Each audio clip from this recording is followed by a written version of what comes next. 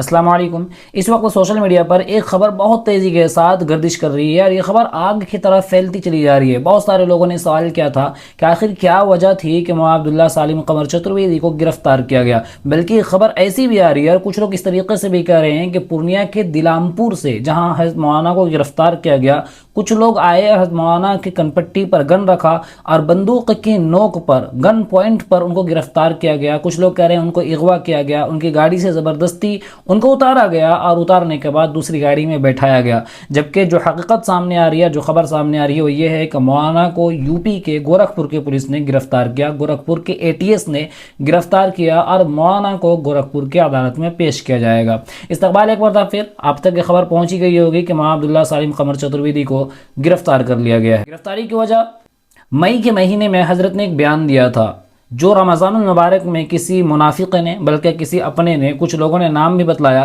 तो उस इंसान ने मौलाना को बदनाम करने के लिए और मौलाना को गिरफ्तार करवाने के लिए उस वीडियो क्लिप को काटा और काट कर मीडिया के यानी गोदी मीडिया के हवाले कर दिया गया। जबकि मौलाना ने सफाई भी बयान किया। एक काम करें, सबसे पहले मौलाना को बयान सुनते हैं, किस मौलाना ने क्या कहा और किस तरीके से मौलाना की बात को काटा गया और मौलाना के बयान को तोड़ मरोड़ कर बयान पेश करने की कोशिश की गई। और सिर्फ इसी में बस नहीं किया, बल्कि मौलाना ने ये सारा मामला पेश आने के बाद मौलाना ने अपनी सफाई भी दी। मौलाना ने बतलाया भी कि उनके बयान का मकसद क्या था और वो बयान में क्या कहना चाहते थे।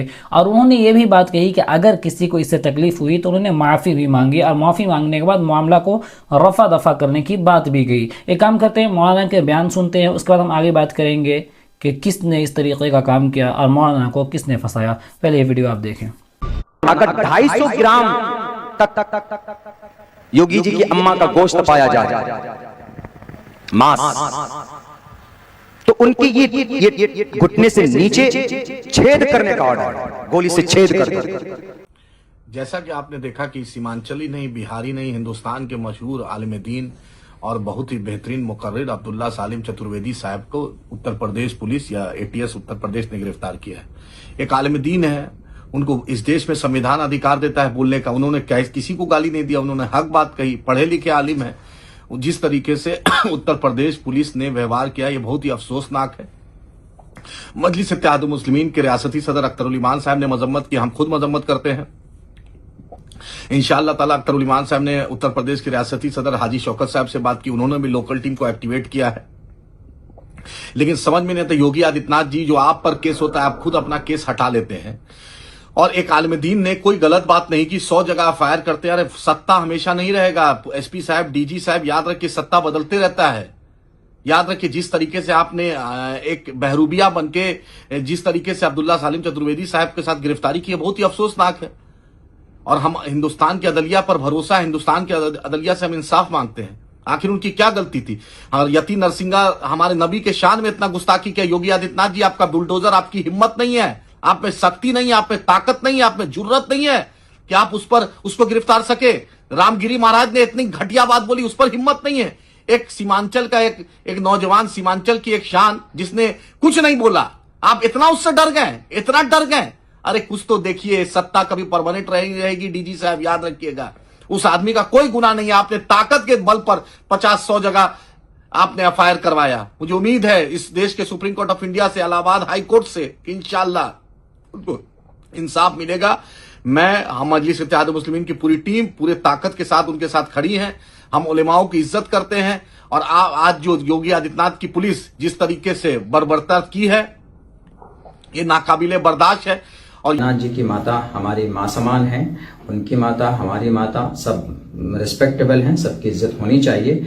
मेरा वो मकसद बिल्कुल भी नहीं है, लेकिन ये मीडिया वालों ने गलत तरीके से ये पेश किया है कि मौलाना अब्दुल्ला साहब ने सीएम साहब के माता के ऊपर गलत टिप्पणी की। तो ये एक्सप्लेन देना मेरे लिए बहुत ज़रूरी था।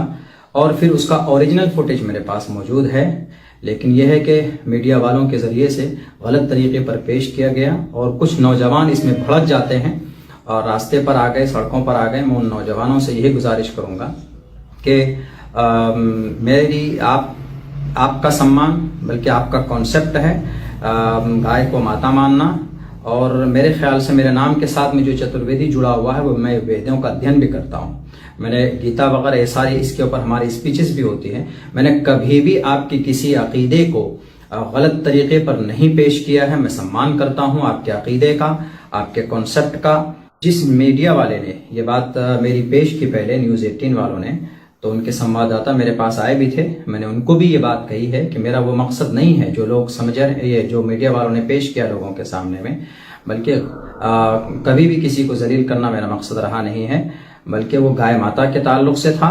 अगर अल्फाज का गलत इस्तेमाल हुआ है तो उसके लिए मैं बिल्कुल माफ़ी का तलबगार हूँ। अगर किसी को मेरे इन जुमलों से तकलीफ पहुंची है तो मैं अपने जुमलों को वापस लेता हूं और मिलजुल कर रहे हैं हम इस मुल्क में। बस मेरा यही पैगाम हमेशा से रहा है।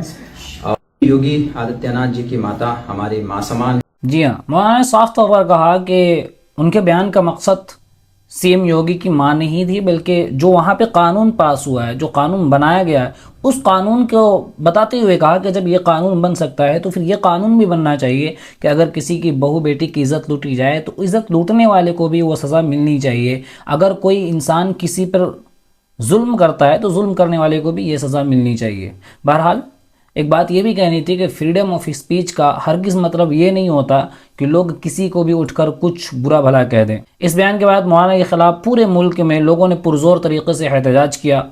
2 जगह मौलाना के ख़िलाफ़ मुकदमा दर्ज किया गया और कल 30 मार्च को पूर्णिया के दिलामपुर से हज़रत मौलाना को गिरफ्तार किया गया। अब ये भी बयान सामने आ रहा है कि MIM के अध्यक्ष जो है अख्तरुल ईमान, उन्होंने बात कही है कि जो लड़ाई कानूनी लड़ाई लड़ी जा सकती है, हम गोरखपुर की अदालत में वो कानूनी लड़ाई लड़ेंगे और मौलाना के ख़िलाफ़ जो मुकदमा दायर किया गया है हम कोशिश करेंगे, बल्कि पूरी कोशिश करेंगे कि मुकदमा दायर ना की जाए और मौलाना को जल्द रिहा कराने की हम पूरी कोशिश करेंगे।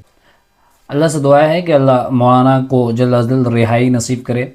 नौजवानों से ख़ास तौर से जो सोशल मीडिया इन्फ्लुएंसर हैं उनसे ये बात कहनी है कि जोश और जज्बे में किसी भी इंसान या किसी भी धर्म के ख़िलाफ़ और किसी भी इंसान के ख़िलाफ़ ऐसी बातें हरगिज़ ना करें जो आपकी ज़िंदगी को बर्बाद करने के लिए काफ़ी हो जाए। इस बारे में आपकी क्या राय है? अपनी राय का इजहार ज़रूर करें। इंशाअल्लाह फिर मुलाकात होगी वीडियो पर अगले पैगाम के साथ। तब तक के लिए इजाज़त। अस्सलामु अलैकुम रहमतुल्लाह। अल्लाह हाफ़िज़।